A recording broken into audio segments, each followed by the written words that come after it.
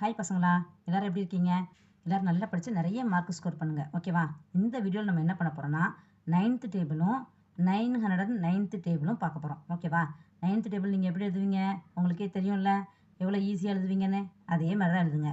0 1 2 3 4 5 6 7 8 9. அப்புறம் என்ன பண்ணுவீங்க? இங்கேருந்து எழுதுவீங்க. 0 1 2 3 4 5 6 7 8 9. இப்படி தான் எழுதுவீங்க. நீங்கள் இப்படி தான் எழுதுவீங்கன்னு எனக்கு தெரியும்.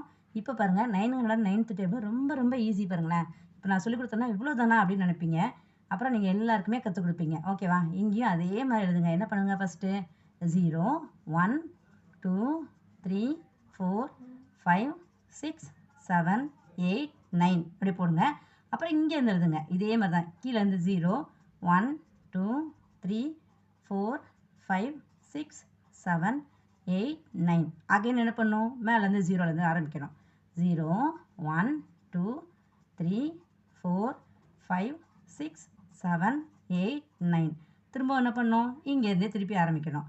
0 1 2 3 4 5 6 7 8 9. அவ்வளோதான். எவ்வளோ ஈஸி பார்த்தீங்களா?